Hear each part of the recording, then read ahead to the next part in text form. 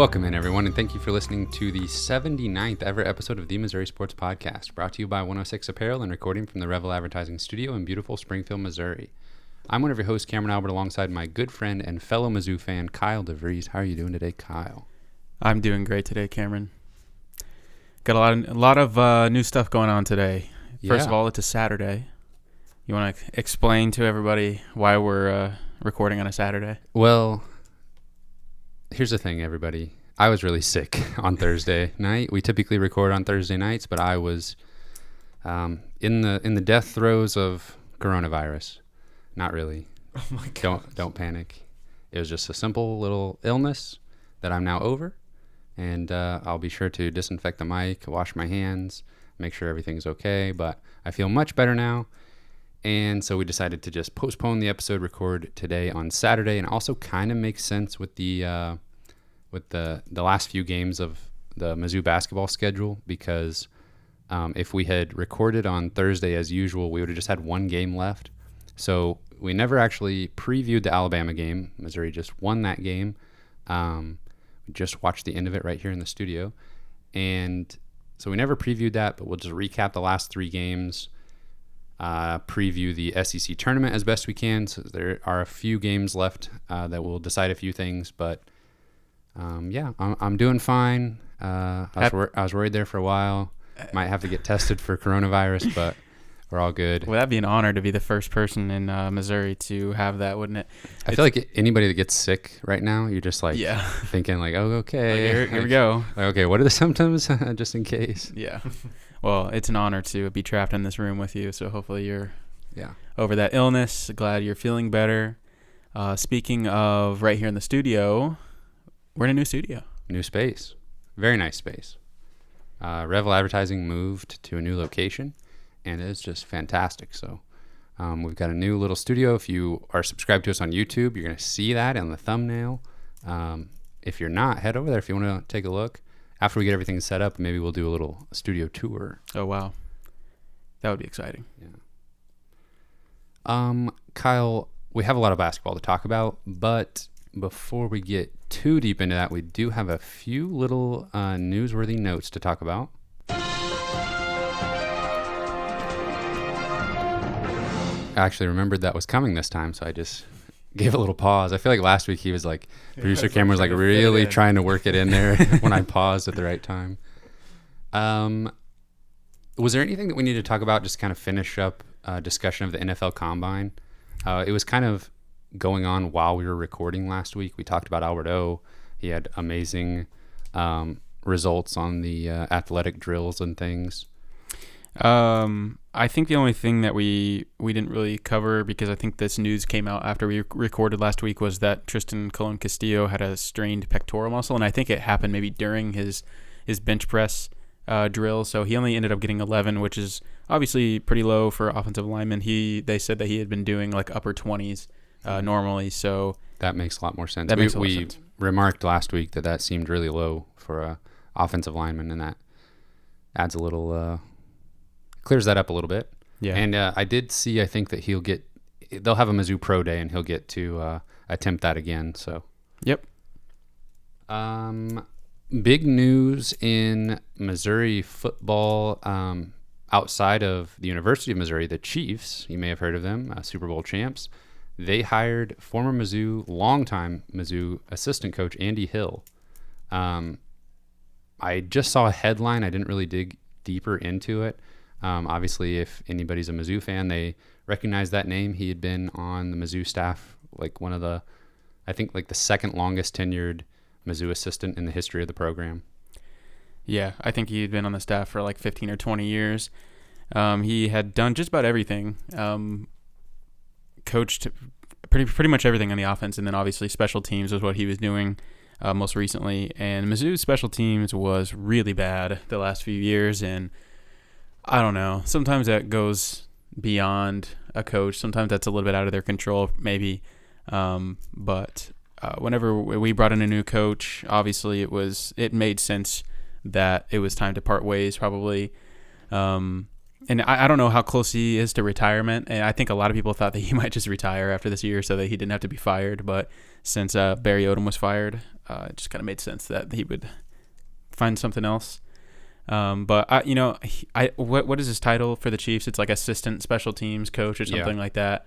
The Chiefs have a fantastic special teams coach in Dave Tobe, and I think for a long time people thought that he would find a head coaching job in the NFL somewhere. So I don't know if that will happen, but they are kind of already in good hands. The Chiefs are, as far as special teams go. So I don't know if Andy Hill's going to be able to mess things up over there. So Yeah, he's just listed as assistant special teams coach. Okay, so good for him, I guess.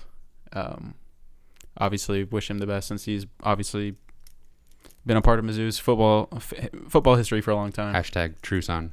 Oh yeah. Future true son Chance Looper, wide receiver, officially signed with Mizzou football. The son of assistant coach Looper. I can't remember his name. Curtis, maybe. Mm-hmm. Yeah, I think there was some speculation at the time that like on why he didn't sign on National Signing Day. Maybe it had something to do with the fact that he's going to be a preferred walk-on. And then whenever he signed last week, I think people thought that maybe he might be on scholarship now. I think some of the beat reporters were saying he still is a preferred walk-on. So I'm not exactly sure what's going on there and why he just now signed if his status isn't changing as far as scholarship goes. But he's a guy that will be on scholarship at some point probably. They maybe just needed to crunch the numbers a little bit and see if there were going to be any surprise signings that needed a scholarship before they... Which I do think will happen. There will probably still be some departures between now and when the season starts, and there'll probably be some additions as well. We talked previously about Christian Holmes officially joining the Oklahoma State Cowboys, and am I crazy, or did he recently release something on social media that was like a really heartfelt thank you to Mizzou fans? I think I remember seeing that, but it was like a week ago or so. I personally did not see it, but it very well could have happened. Maybe I'm crazy. I don't know. You probably aren't. Maybe that was like a fever dream I had Thursday night. You're like, man, that was really nice of Christian Holmes to do that. You're just laying in bed, like, thinking about it. Yeah. Let's see. Any other news, you think? Other than spring football started today. First practice of spring football. The practices are going to be very open, right? Yeah. That's what I've heard. They're going to be... As well as hopefully some scrimmages, too, will be open. That's definitely kind of a policy change. And that was something that kind of changed over time with Barry Odom. I remember when he first came in, I mean, it was like vacuum sealed. Like, nobody's getting in here. Yeah. And he kind of lightened up on that over his tenure. But definitely Eli Drinkwitz coming in here, doing things totally different. Saw some funny videos of him just at practice today, just kind of running around in drills. He's just kind of a goofy guy, but I think the players will like him. When you get to be the one that's controlling what actually gets released to the public, there's almost no harm that can come from, letting the football social media team watch you at practice and get a few nice clips, makes you look relatable and all that sort of thing, which I don't think he has any problem with that. I think he is very good at speaking to the public and coming across as relatable. Yeah, I mean, you can spin really anything anyway, and he's obviously somebody that's capable of that. I don't think that there's really anything that we're going to be able to take from these practices, and like if we're an opposing scout or something and be like, oh man, we're really going to have to lock down so-and-so. I mean, the things that you can tell from game footage are immensely more valuable to opposing teams, and once you play one game, you've like already like exponentially given away more information you could ever give in a practice. Yeah. So it's just, in my opinion, not worth like locking down practice and making all the like reporters hate you. Yeah, I can see that. All right, then, you ready to talk about basketball? We're officially at the end of the season, the end of the regular season. It's always kind of a sad time, and I talked about this like I think 3 games into the season this year, how college basketball season is so short compared to other major sports. When college basketball season starts and you're a few games into it, I can't help but think, oh man, this sucks. Like, yeah, that's how I feel about college football, even more so, but definitely college basketball. We waited so long for college basketball to get here, and then there it goes. It's gone. Yeah, it is bittersweet because the regular season's quick and it's coming to an end. However, here it comes, boys. March Madness is here, and it's well documented that it is probably my favorite sporting event in the world. How would it rank on your like times of the year? Times of the year. list? Okay, well, let me lay this out for you. March Madness, as far as the NCAA tournament, is probably my single favorite sporting event. But when we're talking about favorite time of the year, it's probably like fall. Okay. Does that make sense? Yeah, fall like at the start of college football season, or Yeah. like once like Yeah, It's when basketball like and football are going at the same time. Yeah, maybe. Probably Kyle's favorite. part Like of the just year. that September, October Yeah. range. Like it's a good time of year. conference football starting out. Yeah, yeah. It doesn't necessarily have to be like sports related either, but sports Oh, are a okay. part of that for sure. But my favorite sporting event is March Madness. I gotcha. Yeah, that Is makes that perfect clear? sense. Yeah, very clear. Very I know that you guys like to. Yeah. Yeah. We'll see what happens when Christmas rolls around, and then then we got to figure out how that falls into the hierarchy of things. But yeah, I understand what you're saying. Kyle, how do you want to go about this? We got 3 games to sort of recap here. You want to just take it back to the Mississippi State game? Sounds good. Mississippi State beat Missouri 67-63. You kind of thought that Missouri would hang in this one, and they did. It was a back and forth game early. Mississippi State closed the first half well. They took a 41-34 lead into halftime. Mizzou eventually went on a 13-2 run to tie it at 53 with about 9 minutes left, but they never really could make the big play on offense to get on top. Mizzou actually had the ball with a chance to tie or take the lead with less than 2 minutes left, and Drew Smith missed a 3-point attempt, and basically Mississippi State just closed it out. It was kind of one of those games where you felt like Mississippi State was having just enough of an off game to give Missouri a chance, but Missouri couldn't quite do enough on their own to actually put them on top or in a position to win. Yeah, I think Missouri did what they needed to do defensively to win. Just weren't good enough. They just didn't score enough, and obviously that seems really obvious. But I think that they contained Reggie Perry enough to be able to win. Held Mississippi State to a poor enough shooting performance. I think that they probably should have pulled this out. But like you said, weren't able to get over the hump. Seems like they were just like kept getting there, and weren't able to get over. Yeah, I mean, from the time, they tied it at 53 with 9 minutes left, and then had the ball with the chance to take the lead with about 2 minutes left. And every possession in between there, it seemed like there was a few chances, just like do something on offense, get a stop, but then turn the ball over or miss a shot.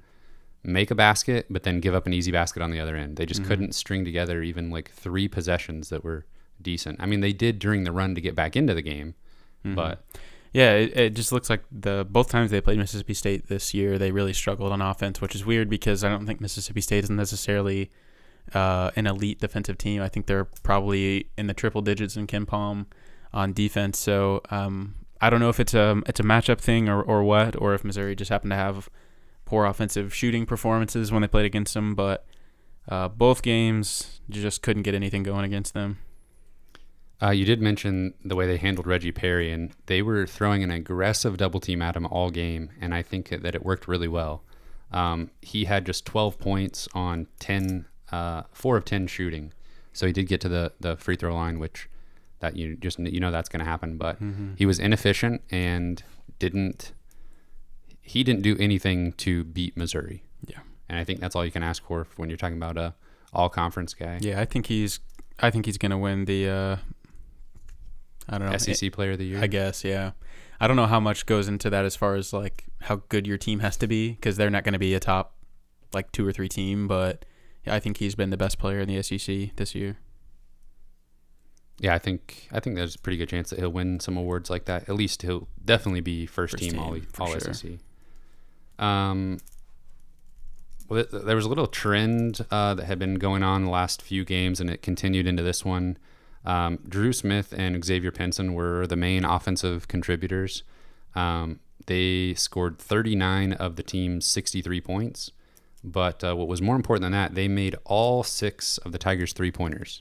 So those 2 guys were 6 of 17, and the rest of the team was 0 for 12.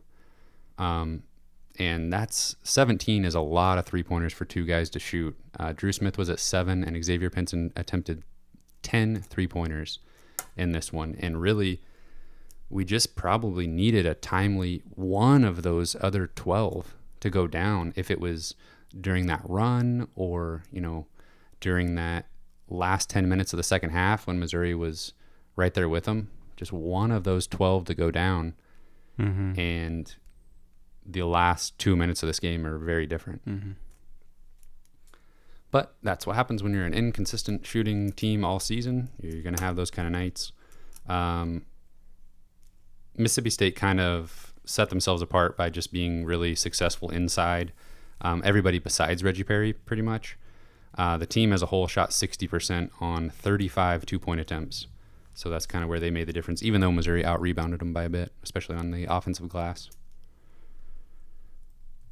Overall, that was kind of about how I thought it would go. It was actually a little bit closer than I was thinking. I thought Mississippi State would have closer to an 8-12 lead the whole time. Instead, it was like between 2 and 5, pretty much the whole second half. But when you're playing a good team at home, you need more than just them. I don't know. You need you can't just rely on them not showing up. Mm-hmm. You're gonna have to make some shots. That takes us to the Ole Miss game. So back-to-back games against Mississippi schools. Missouri lost this one 75-67. And it looked uglier than early. It looked like this thing might be a complete disaster. Mm-hmm. It looked like they might get completely run out of the gym.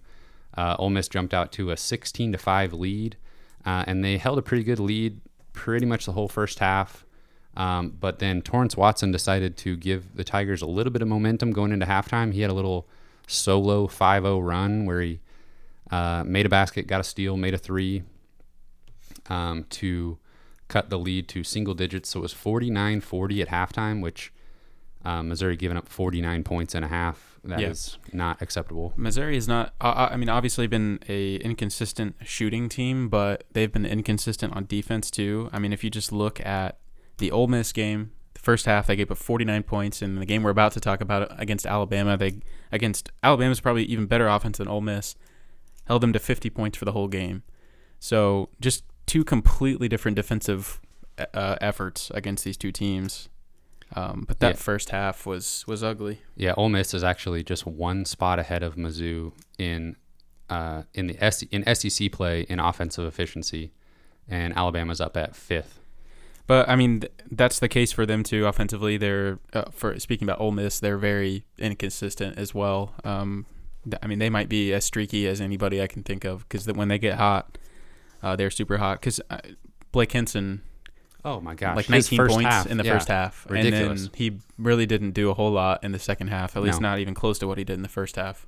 I think he made like 3 or 4 threes in the first half, and I don't even know how much he normally shoots threes, but he was on for sure in that first half. Yeah, he finished with 19 points. So, oh wow, that was all first half. Every single one of them in the first half. Yeah, and I think he was at one point. I think he was 3 of 4 from 3, and he finished the game 4 of 9. So his second half was absolutely nothing to write home about. Mm-hmm. Missouri kept that momentum, though, going into the second half. They ended up tying the game at the end of a 16-2 run. They tied it at 51 all. So that was the Missouri offense where, just a few shots go down and their defense clamps down a little bit. And obviously, the one thing I could almost guarantee is Missouri's not going to have back-to-back halves where they give up close to 50 points. Yeah, that is true. And we talked about in the Mississippi State game where it felt like they just kept making a run, couldn't get over the hump. But the Ole Miss game, I mean, it was unlike anything I've seen where they would tie the game and then they would get down by like 5 or 6, and then they would come back and tie it. I mean, that happened probably 3 or 4 times at least where it was like, oh, okay, we're kind of letting it slip away. And then we would like climb back in and then we let it slip away again, just over and over, and it was so frustrating to watch. I bet if this game had another 5 minutes on the clock, we probably would have come back and tied it at some point. Yeah, I mean, a 16-2 run, that's going back to that 5-0 from Watson at the end of the first half. That's a huge thing for Ole Miss to overcome in that game. You know, if a team has that kind of run against Missouri, you're like, well, yeah, there it goes. Yeah, but that is one thing that Missouri has done well this year is fought back when they've got in a hole, and I'm not sure that's something we've seen from Missouri teams, you know, in the last 4 or 5 years, but because it's happened a lot this year where Missouri's gotten down in a hole. It happened, you know, pretty notably against Georgia. They were down by like almost 20 points in the second half of that game, ended up coming back and winning. Well, it started becoming an issue early in the season against Oklahoma and Butler. Mm-hmm. Yeah. And they even when this season kind of has been disappointing and not a whole lot to play for other than maybe avoiding the play-in round of the SEC tournament, it's good to see that they're still fighting for the whole game and trying to get back in games when they get down and stuff like that. So obviously Missouri couldn't, like we said, get over the hump, and Ole Miss held on to win. Xavier Pinson and Jeremiah Tillman were the only Tigers that scored in double figures. Tillman has been pretty solid since returning from injury. Limited minutes still, but I think that's had more to do with the play of Reed Nico and the other players that would usually give Tillman a break at the 5. I think that's had more to do with that than Tillman just not being ready to take on those minutes from a physical standpoint. Because when Tillman was out, we kind of talked about how, you know, it's kind of either or for Missouri. If they could either have a dominant Jeremiah Tillman, that would mask, you know, some of the issues they have with Javon Pickett not scoring or the shooting not being there. Or if the guards could just play a little bit better and we got some scoring from Pickett and we had some better shooting, then a player like Reed Nico would do fine at the 5. So it seems like they've kind of used that approach and just maybe not had Tillman do as much when he's out there and just give him opportunities to be successful in the same way they do Reed Nico. Mm-hmm. Yeah, I mean, watching Tillman the last couple games, he hasn't been quite as involved in every play, and it seems like he has been really thinking about not fouling and really playing smarter almost. It feels like he's really just kind of inserting himself strategically into plays and maybe not having as much impact on every offensive play or as high of a usage, but just kind of in a more meaningful and efficient way. And I don't know how many fouls he ended up with in the Alabama game, and we'll talk about that in a little bit, but it definitely seemed like he played more minutes with less fouls than we are used to seeing earlier on in the season. Yeah, I'll go ahead and let you know. Against Alabama, he played 24 minutes, which is the most since he's been back from injury by quite a bit, and only had 3 personal fouls. Yeah, and it's not like he's disappearing either. I'm not trying to say that he's playing less hard or anything like that, but it definitely feels to me like watching the game, it just feels like he's being smarter about where he kind of inserts himself in the play. Not forcing things on offense is what I've noticed. And that too, yeah. That would sometimes lead to a turnover, which was some of his biggest issues early on in the season. Mm-hmm. Kind of the polar opposite as far as shooting from the Mississippi State game to the Ole Miss game. This time, Xavier Pinson and Drew Smith were combined 0 for 6 from 3, while the rest of the team was 4 for 11. Interesting. So they can't just do both even a little bit. Because a timely 3 from one of those guys down the stretch would have been a big deal in this one as well. Breon Tyree did finish with 19 points on 9 shots, so he was efficient and got his, close to 20 points like he always does. I was surprised that they weren't kind of forcing the issue with him a little bit more to try to get him going. Mm.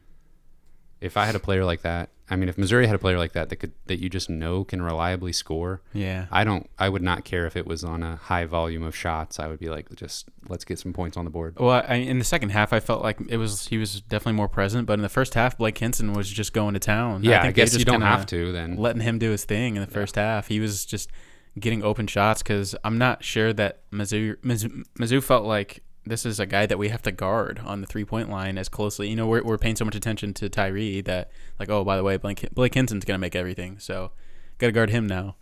And when we shifted our attention away from Tyree, maybe that's when he started kind of taking advantage of that in the second half. Yeah, I think I actually had hope at halftime because the way Torrance Watson finished it with that little 5-0 run to cut it to 9, and you just have to think there's no way Blake Hinson or anybody else on that team is going to have that kind of half in the second half. Mm-hmm. Even if Breein Tyree did, that would still be, really impressive for him. Yeah. And you're kind of counting on his points. So I kind of felt like Mizzou had a decent shot when they cut it to 9 at halftime, but I think 9 was just a little bit too much. Mm-hmm. Well, they still had multiple chances in the second half. There were some pretty notable plays at the end of the game where they really had a shot to win the game or to take a lead or whatever the case was, and Drew ended up getting his pocket picked, and I think so did Pinson. Yeah. Pinson tried to cross over, and right.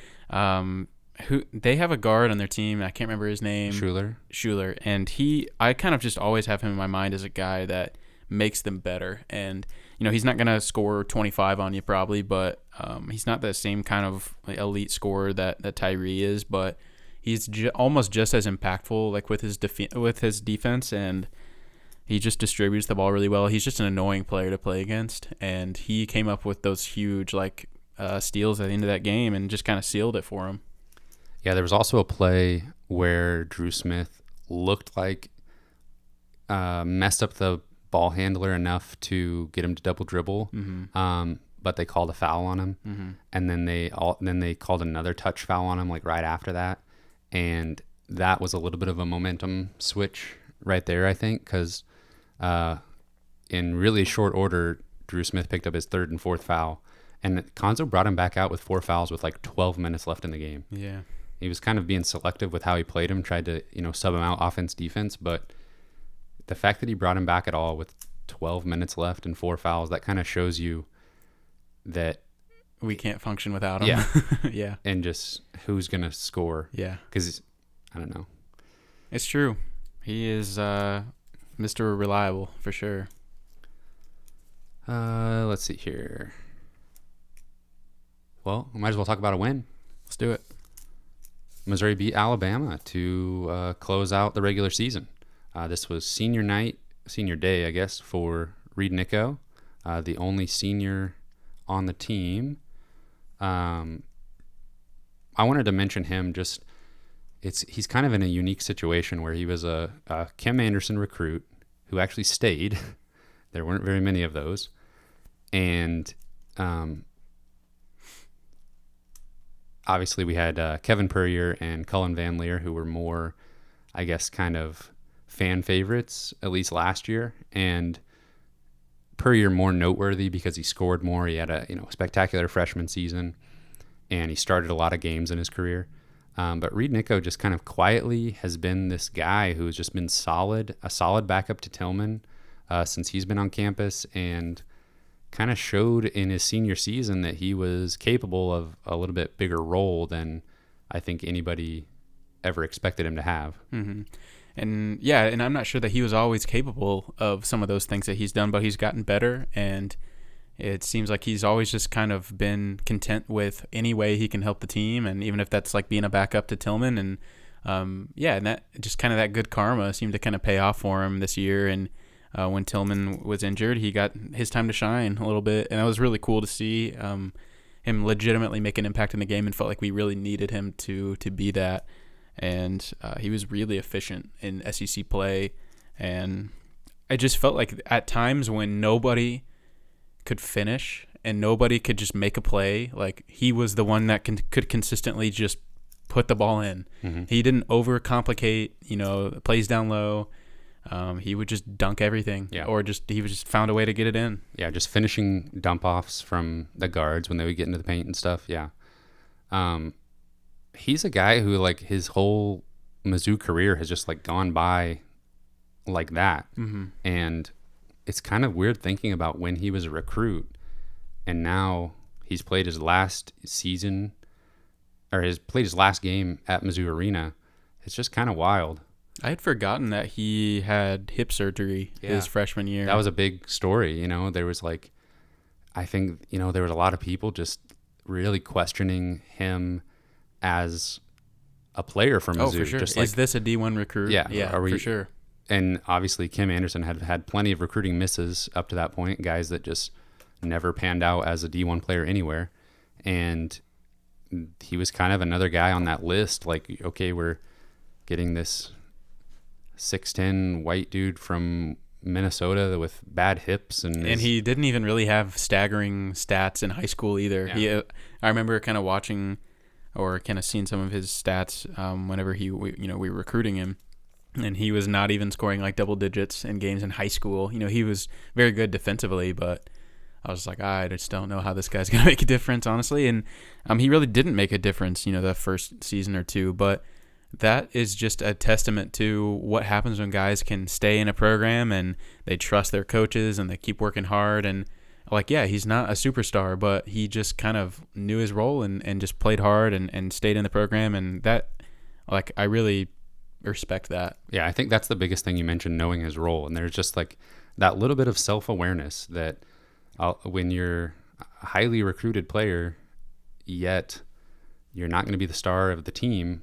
I think some players just lack that self-awareness, and we are talking about teenagers, right? And you can see that maturity ahead of their years when they just understand their role in a program, and they're not gonna kind of freak out when they don't get the minutes or whatever. And it's tough. I mean, think about it from a recruit's perspective. You're a teenager, you have been better than everyone you've ever played in your life. And you're talking to so many programs and so many coaches. If you're in that top 200 players or 150 players, you're every coach in your region is telling you we need you, you are going to make a difference on this team. And so of course you believe that, of course you do. And every player probably thinks I'm going to the league and I'm going to be the star player of this team when I come in because coach has told me I'm going to be, and I'm going to be relied upon, and because that's who I am in high school too. And, especially some of the players that play against elite talent and they think, well, I can play against these guys, on the EYBL circuits and stuff like that. Why couldn't I play against them in college? And so, it's understandable that players have, sometimes lose a little bit of self-awareness when they get to college and kind of have to have an awakening sometimes. And some players can't do that and some players do. But I can understand how it might be difficult for some players to make that transition. It seems like Cuonzo Martin as a coach has kind of, I don't know, my theory kind of gets disrupted by the situation with Mario McKinney, but it seemed like to me up until that point that he'd been pretty straightforward with his recruits. You just hear things from time to time in interviews and stuff with players where they just kind of own their role, and maybe that's more of on a player-by-player basis, as opposed to something that Cuonzo's doing specifically. But it seems like I've seen a little bit of that. But now with the situation with Mario McKinney, obviously there was a little bit of a disconnect there. For sure. But when there's not, it turns into a situation with Reed Nicco where a player is used to the best of their abilities. A little bit of a tangent that we got off on there, but Reed Nicco senior day against Alabama, Missouri was able to pull off the win. And the final score was 69-50. We alluded to it a little bit earlier, holding Alabama to one of their fewest point totals of the season.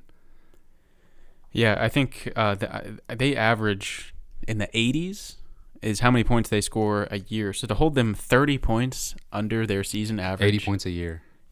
80 points a year. They are actually terrible on offense. 80 points a game this year. That is insane. And I know John Petty is coming off injury. I think he's missed a couple games, and so he clearly did not look like the same player that we saw last month when we played against them. But they just could not make anything. Yeah, I'm looking down at their results for the season. Their lowest point total I'm seeing is 68, 67. I think 67. It's nuts. Yeah, and Missouri held them to 50. So Obviously, a great result for the last home game of the season for Missouri. Drew Smith was your Ken Pom MVP. He finished with 17 points. And he also had 8 assists and only 4 turnovers. That's another thing that I wanted to mention, though, in the the Ole Miss game was turnovers just became an issue. And you talked about the steals, but there were also just balls thrown away.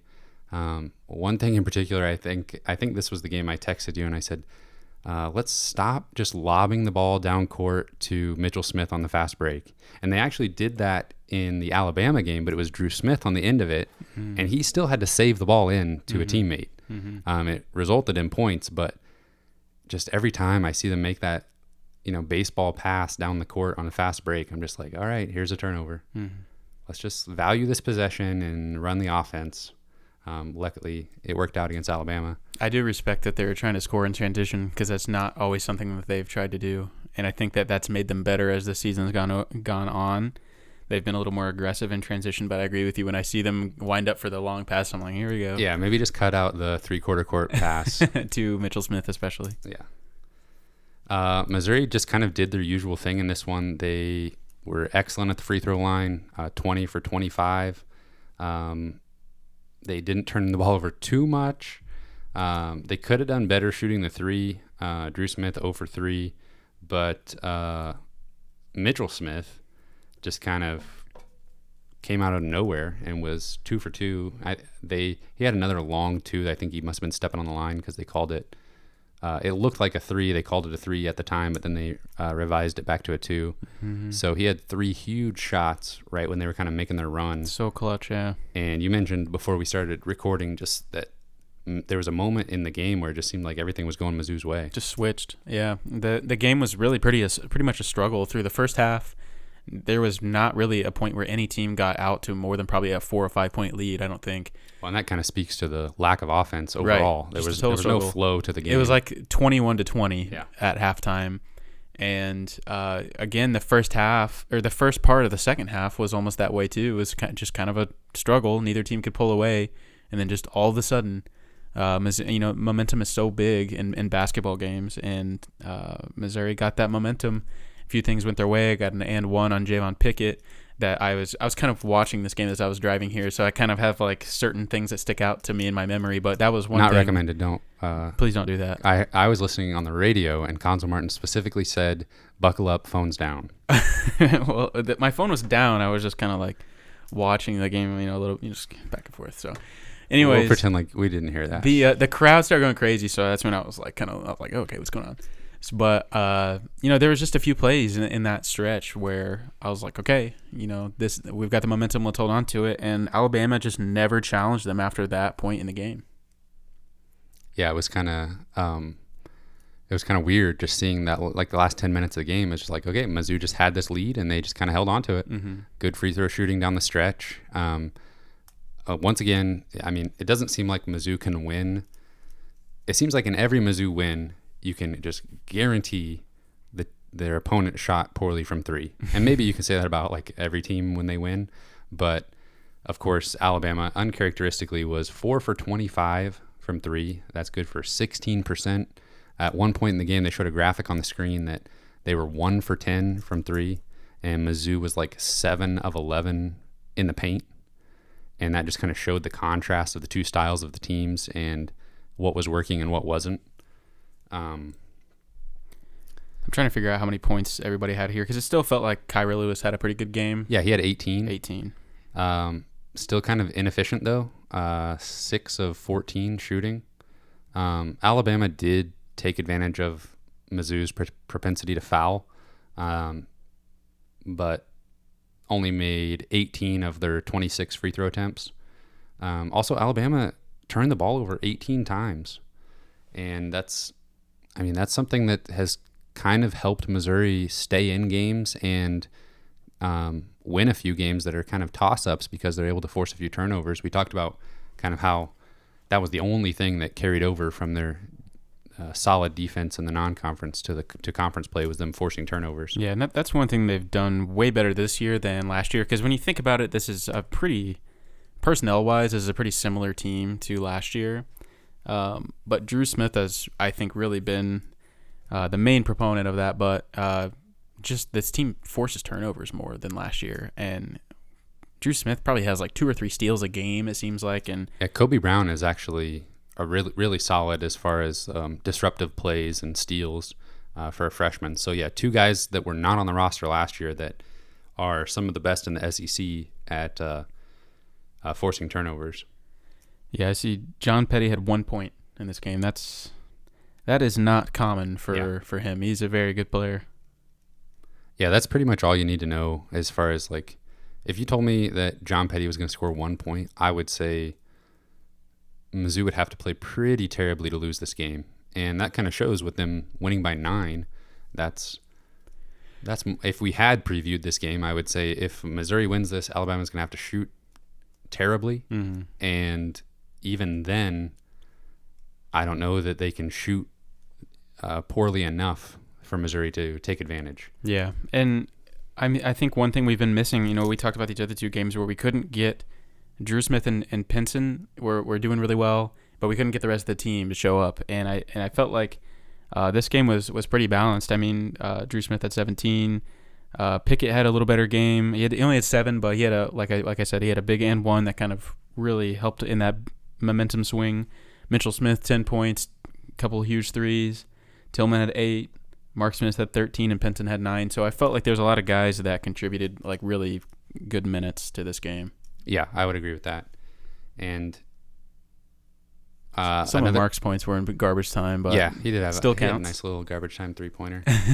Missouri also dominated on the glass. They out-rebounded Alabama by 15, and that's something that a lot of kind of analytics and stuff in college basketball, they don't look at the just raw rebounding margin. They look at are you expected to win the rebounding margin? And it's kind of like a handicap, basically, for rebounding.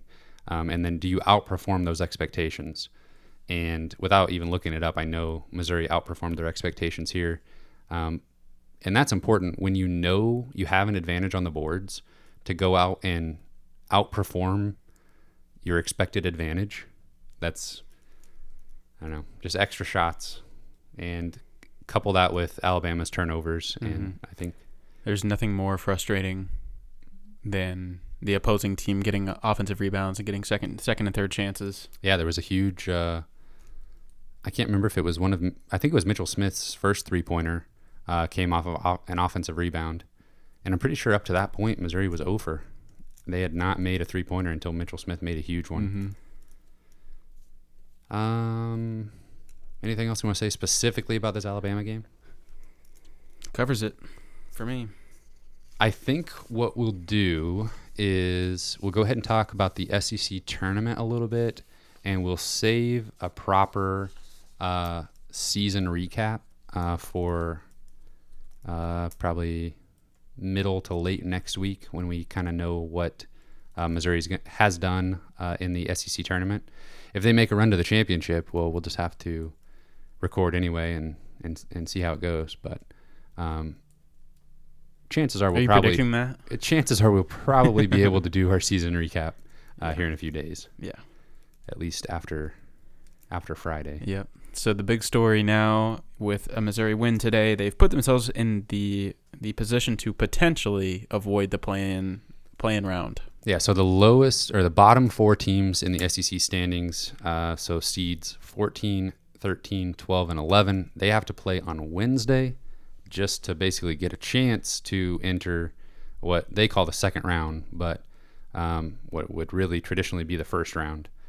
And then the top 4 teams, if you're lucky enough to be one of those, they get a double bye, so they're automatically put into the quarterfinals for Friday. So we were looking at some of the scenarios. We were running through lots of different scenarios in our heads and out loud about what Missouri's seed could be. And so we got 2 games left in the SEC slate tonight. Arkansas is the big one. Arkansas and A&M. That game's at A&M, and right now Arkansas is down 46-41. Oh. With 13 minutes to go. Okay. So if Arkansas loses, that's big. Yeah. And Missouri will most likely avoid the play-in game, I think. Yeah, we're trying to figure out how Missouri can not be in that bottom 4. And we firmly believe if both Arkansas and Ole Miss, who plays Mississippi State, if both those teams lose, then Missouri will be out of the bottom 4. As the 10 seed, yeah. It's still possible that they can accomplish that if just Arkansas loses. Because if Arkansas loses and Ole Miss wins, all 3 of those teams will be sitting at 7 conference victories. And we're not exactly sure how the tiebreakers work themselves out, but Mizzou's win over Auburn would be pretty big in that situation, we believe. If Arkansas loses, then they'll be tied, and we also believe in that situation that Auburn win would come into play. Yeah, because Missouri's 1-1 with both of those teams so the tiebreaker can't go to a head-to-head. So whatever the next thing they look at is what they'll have to do if all those teams are sitting at 7 wins. So worst case scenario, Missouri is the 12 seed and will be playing Georgia on Wednesday, which I would consider significantly worse than the other 2 scenarios, which would be the 11 seed playing Vanderbilt or the 10 seed not playing in the play-in game at all. Yeah. The 11 seed playing Vanderbilt would be way better, although Vanderbilt got a win. Who would they just beat? They beat South Carolina. South Carolina today, yeah. Which, it seems like every SEC team that has been like on the bubble in the last month has struggled, has just worked themselves right off of the bubble. Yep. Except for maybe Florida. Florida may be the only team that actually improved their situation in the last month of the season.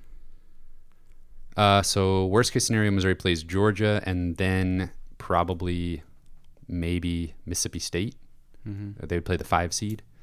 Best case scenario, they actually get all the way up to the 10 seed and most likely play Texas A&M, who would be the 7 seed. And if they win that, they would play Auburn, the 2 seed. Yeah.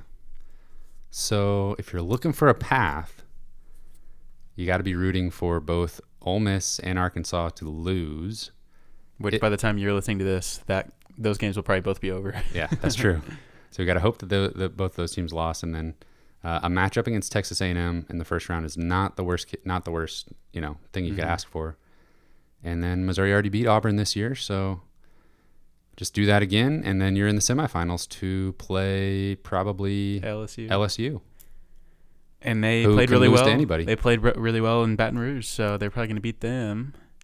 And then you're looking at Kentucky in the championship. Yeah, which would be an easy game too. Yeah, well, Kentucky could just get upset by Florida, and we already know what Missouri did with Florida at the beginning of the season. True. Yeah, it's seeming like a pretty clear path to the NCAA tournament at this point, right? Yeah, I would say so. That's sarcasm, guys. Yeah, that's definitely Please a joke. Don't be alarmed. Although last year, if you want to go back and listen to that episode, this time last year I was actually putting out there a legitimate path to not to win the SEC tournament, but to get to the championship game. How'd that turn out? It didn't turn out well.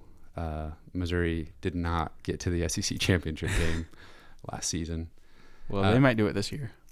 One of these times when Mizzou's like in the top 4, probably next season. Just kidding. We'll have to take a trip over to Nashville. That'd be it's a beautiful city. Or so I've heard. I've actually never been there. But the SEC basketball tournament should always be in Nashville. Yeah. Aren't they moving it? I don't know. I think it's been on a rotation. Yeah. But in my opinion, it should just always be in Nashville. It makes the most sense geographically and as far as like how nice the city is, in my opinion. Recently got those rumbles on our end. If you're in your car, don't worry about it. Nashville recently got hit by a massive tornado. Yeah. Kyle's looking up the SEC tournament location schedule. I think they played the SEC tournament in St. Louis in 2018. Yeah, I think that's right. So a lot of people complained about that. I remember that being like an uproar to the traditionalists in the SEC, which I kind of understand. But yeah, I agree. I think it should be in. I think Nashville seems like a perfect place for that. I could hear an argument for like Atlanta, or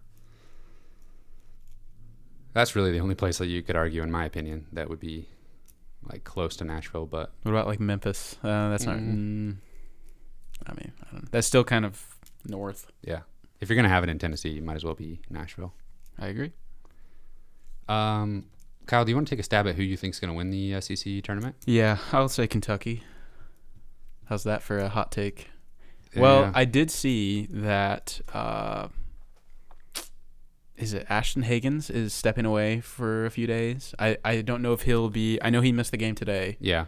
against Florida, which they had a remarkable comeback to beat Florida today. Kentucky did. I'm assuming he'll be back for the SEC tournament. And if he is, I think Kentucky wins this thing. I think they've won like 4 of the last 5 SEC tournaments, except for last year when Auburn made a run. Kentucky was, if you look at the win probabilities, Kentucky was 90% to win with under 2 minutes left today against Florida. So, yeah, that was a pretty crazy comeback. You mean Florida had a Florida. Okay, Sorry. I was Florida trying to understand. I was like, that. You're trying to understand my gibberish. Florida was 90% to win. Okay, that makes sense. And Kentucky ended up winning with under 2 minutes left. Yeah, I think that makes perfect sense. Kentucky's been the only team in the SEC that looks like they want to be the type of team that can win games in March. If you would have asked me which you may have asked me this, but in like December, who's going to win the SEC tournament or who's going to win the SEC, I would have said Auburn for sure. But they just haven't looked good since Okoro got hurt, and that first loss they took to Mizzou, they have not looked very good since. They did destroy Tennessee today by like 25 points, but they have not looked as good as they did look earlier on in the season. Yeah, Kentucky does have that recent loss to Tennessee. That's kind of a head scratcher, but yeah, I definitely think it's going to be 1 and 2 in the championship, Kentucky and Auburn for a rematch, and I think Kentucky will win it. I'm going to ask you a question that I'm not sure you can give me an answer to, but I'll do my how best. did Kentucky lose to Evansville That earlier this is season? one of the most bizarre things It's gotta in be recent college basketball history. Maybe the biggest upset ever in like the regular season. For those that don't know, if you don't keep up with the Missouri Valley, Evansville went 0 for 18 in the Missouri Valley Conference. And they beat number 1 ranked Kentucky at Kentucky Now, earlier you this could argue season. that Kentucky shouldn't have been number 1, but It's the first time, and probably not even close to ever happening again, but it's the first time that a team has gone winless in their conference play and beat the number 1 team in the same year. season. That's insane. And I wonder what the fewest number of conference wins a team that had a win against number 1. It can't be it's that insane. little. No. I mean, that does seem like such a weird record to cite, but it's not that complicated of a fact. It's just that it'll just probably never happen again. No, it's yeah, just I don't so think so. bizarre. Yeah. It's very rare for a team to be winless in their conference. Yeah, exactly. Like, it was a big deal when Vanderbilt, didn't win a yeah. conference game last year. Usually you pick up something somewhere. Yeah. Evansville did have some weird thing happen in the middle of the year. I think their coach got fired for some I think there was like misconduct in some Title way. IX investigation or something. Yeah, but So there was some turmoil there. they were still bad, Yeah. though. Drew Smith probably made a pretty good decision Yeah, they've- to Terrible athletic director. hop off that situation. He's from Evansville, Yeah. so Evansville I mean, High School. it's understandable why he went there, but time to get out. He Yeah. made a good decision. Yeah, definitely. Man, it is that time of year where brackets will be filled out here shortly. Very excited for that. We'll do another bracket challenge with the listeners, and we'll give you all the tips. I won the Missouri Sports Podcast Bracket Challenge last year, and I gave everybody my bracket ahead of time. We went over the bracket here in the studio, and Wow. all you got to do is copy me. We knew it was coming and still couldn't stop you. Exactly. It's unbelievable. Yeah. Yeah, we need everybody to get in on that. That'll be fun. I'm sure we'll have some giveaways and prizes for the winner, assuming it's not Cameron. Well, I'm not giving you a single prize. I want another T-shirt. You got anything else you want to tell the folks? I think we pretty much covered it. Don't forget to subscribe on YouTube. Subscribe on YouTube. Welcome to our new studio. Hope you're feeling better. Oh, thanks. I'm feeling great. Shout out to Missouri State. Oh yeah, Bears men's basketball. yeah. We're about to go watch Missouri State on TV. Yeah. But they a crazy first day in the Missouri Valley tournament yesterday. Number 1 seed Northern Iowa, who I think is good enough. They won't, but I think they are good enough to have like a at-large bid to the NCAA tournament. They went like 25-5 this year. Really good team. Yeah, But they top lost. 30 in KenPom. Yeah, they lost in the first round of the tournament yesterday to like 8-seeded Drake, and then Who was in a play-in game. yeah, exactly. Yeah, And before that. they lost by like 20 points. It wasn't Yeah. close at all. And then 2-seeded Loyola lost in overtime to Valparaiso, who had also just been playing a play-in game. So Missouri State took care of Indiana State last night, and they play Valparaiso today. And if they win that, they'll play on national television for the tournament title tomorrow. And a trip to the big dance. That would I be misspoke. exciting. Northern Iowa top 50 in KenPom. Oh, okay. They have got a really good player on their team named AJ Green. He's He did Kinda play good- for the Bengals. He was a wide receiver for the Bengals, but kind of a goofy guy, and he's a sophomore, and he can just shoot lights out. He averaged like 20 points a game. 39% from 3 on over 200 attempts this year. It's insane. He's a really good player. Saw him whenever they played here in Springfield. And that was Missouri Valley Talk. Missouri Valley Podcast. Well, see us next week for more Do Missouri Valley. you just almost say Podcast talk. welcome? Welcome in, everyone. Welcome to the Missouri Valley Podcast. Yeah. All right, everybody. You can find us on Apple Podcasts, iTunes, Google Podcasts, even Spotify and YouTube. We're on Twitter at Mizzou Sports Pod, and you can email us at MissouriSportsPod@gmail.com. And you can find me on Twitter at C_Albert08. Thank you, everyone, for listening. We will see you next week.